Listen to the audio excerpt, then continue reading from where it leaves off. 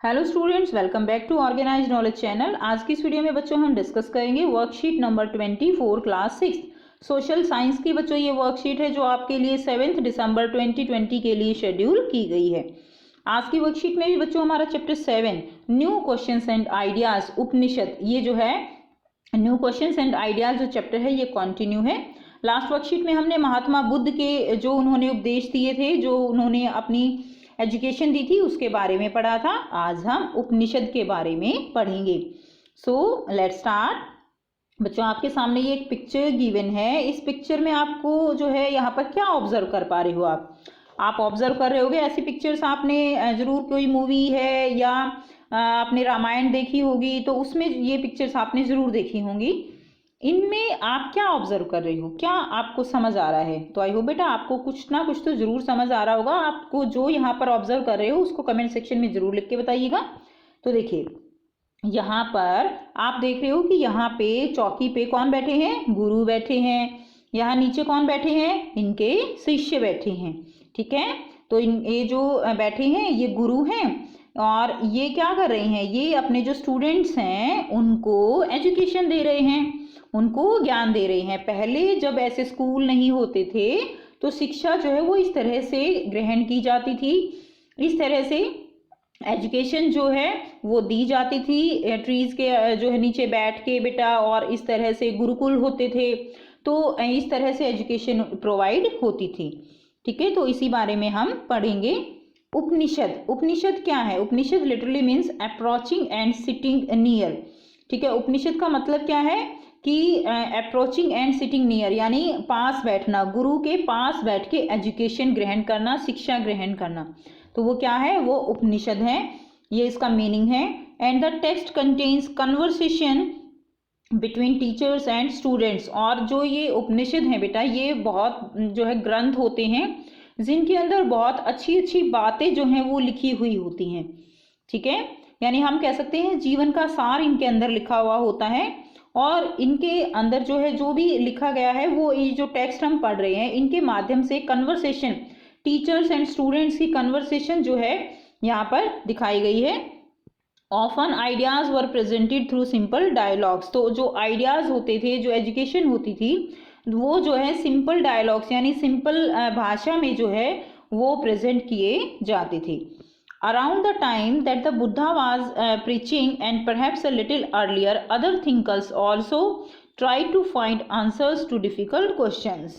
तो बेटा जब जो बुद्ध हैं वो अपना, आप कह सकते हो, जब वो प्रीचिंग कर रहे थे यानी उपदेश दे रहे थे, ठीक है, जब वो अपनी एजुकेशन को स्प्रेड कर रहे थे, अपना जो ज्ञान है उसको स्प्रेड कर रहे थे, या शायद उससे पहले भी, उससे पहले से ही ये स्टार्ट हो चुका था कि जो दूसरे थिंकर्स है, दूसरे जो विचारक थे, थिंकर्स थे, वो भी कुछ डिफिकल्ट जो क्वेश्चंस थे उनके आंसर जो है वो फाइंड आउट करने में लग गए थे। ठीक है, यानी ज्ञान की खोज में वो भी निकल पड़े थे। Some of them wanted to know about life after death. कुछ जानना चाहते थे कि डेथ के बाद लाइफ कैसी होती है। तो बेटा जैसे ये बहुत ही आप कह सकते हो क्यूरियोसिटी जो है कि मरने के बाद क्या होता है। ठीक है, मरने के बाद जैसे हमारा जो अध्यात्म कहता है कि मरने के बाद आत्मा होती है, वो संसार में रहती है, और फिर जो है इस तरह से वो आत्मा जिंदा रहती है जिसको ब्रह्म का रूप दिया गया है। लेकिन अगर हम डॉक्टर्स की बात करें तो वो जो है कहते हैं कि जब तक दिल धड़कता है, हृदय धड़कता है, तभी तक जीवन है। ठीक है, तो ये जो है यहाँ पर है ये। अब यहाँ जो उपनिषद हैं हमारे, इनमें इसी तरह की चीज़ों के बारे में उल्लेख किया गया है। सो कुछ थिंकर्स यही जानना चाहते थे कि मरने के बाद होता क्या है। Other wanted to know why sacrifices should be performed. दूसरे जानना चाहते थे कि जो सेक्रीफाइसेस होते हैं यानी यज्ञ जो हवन किए जाते हैं, यज्ञ किए जाते हैं, वो क्यों किए जाते हैं।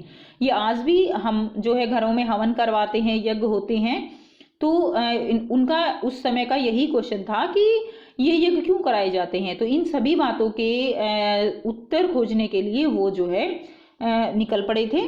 Many of these thinkers felt that there were something permanent in the universe that would last even after death.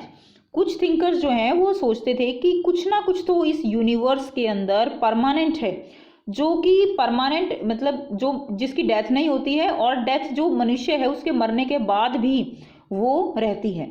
They describe this as a atma of the individual soul, और ये उन्होंने इसको नाम क्या दिया, उन्होंने आत्मा का नाम दिया। और एंड द ब्रह्मा, और उन्होंने इसको कंपेयर किससे किया, ब्रह्मा से कंपेयर किया कि जो ब्रह्मा है वही उसकी की क्या है, आत्मा है। और द यूनिवर्सल सोल, और वो क्या है, एक यूनिवर्सल सोल है।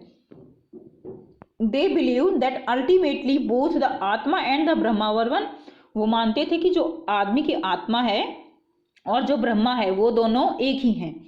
मोस्ट उपनिषेदिक थिंकर्स वर मैन, अब जो ये थिंकर्स थे ये क्या थे, वो केवल आदमी ही होते थे, यानी औरतों का उस समय ऐसा ओहदा, ऐसा पोजीशन नहीं थी कि वो इस तरह की जो आप कह सकते हो कन्वर्सेशन थी उनमें वो पार्टिसिपेट कर सकें। स्पेशली ब्राह्मण एंड राजा, जो उस समय जो थिंकर्स होते थे वो स्पेशली आदमी थे, और आदमी में भी किंग और जो ब्राह्मण थे। जैसे कि किंग तो बेटा पावर में होते ही थे, और जो ब्राह्मण थे, ब्राह्मणों का जो स्थान था वो बहुत पूजनीय था। ठीक है, आज भी जो ब्राह्मण हैं उनको जो है एक पूजनीय जो है वो माना जाता है। तो ब्राह्मण, उनका स्थान बहुत ऊंचा था, इसीलिए उन्हीं को इस तरह की चर्चाओं में भाग लेने का अधिकार था। Occasionally there is mention of women thinkers, और ओकेजनली जो है कुछ वुमेन थिंकर्स के बारे में भी कुछ मिलता है, मेंशन किया गया है।